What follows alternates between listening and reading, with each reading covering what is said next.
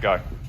Okay, so I want to illustrate this concept from the back. We're doing Ezekiel from the mouth, but if I do it from the back, I can explain this thing to you, right? So when I'm here in the collar, my punching knuckles are touching his neck, all right? We're going to do that in the mount version as well, right? So I want these knuckles to be choking him.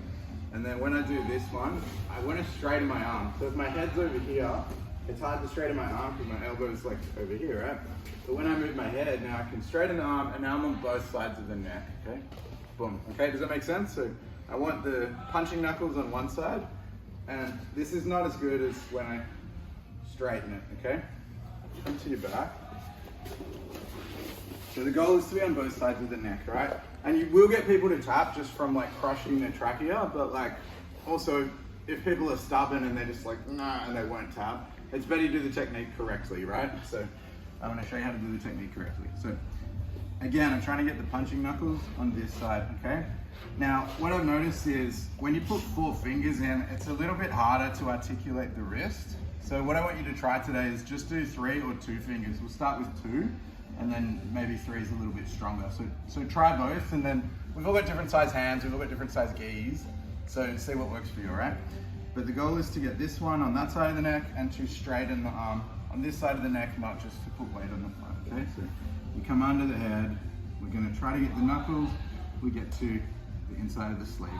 I recommend doing the bear claw to sneak it in. You can just do 1 knuckle, but if they're sort of tucking their chin, you're gonna have to dig it in. There's a little fight here, okay?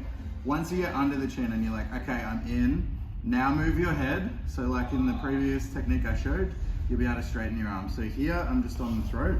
When I go over here, now I can see the arm straightening, and I lift my head.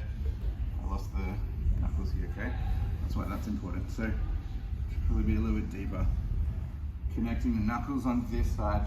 See that? How they're attached there, all right? So as I straighten, I'll be on both sides of the neck. I'm just gonna have a bad day, all right?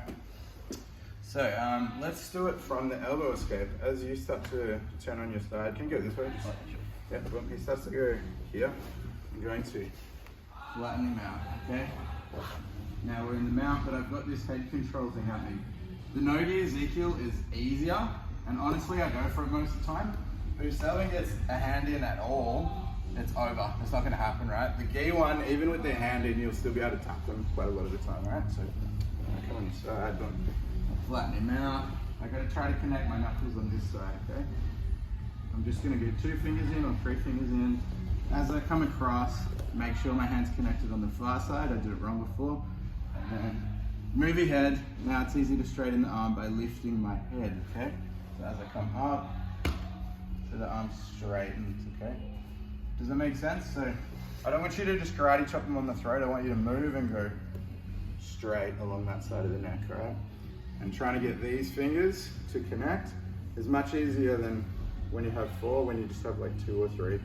Get the punching knuckles on one side and straighten on the other. Let's try it. Get the top knuckles connected.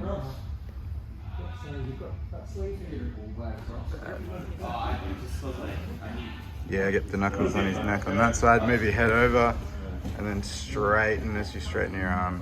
Yes, beautiful. Nice. Right. Contact on both sides. Straighten as you lift your head. Beautiful.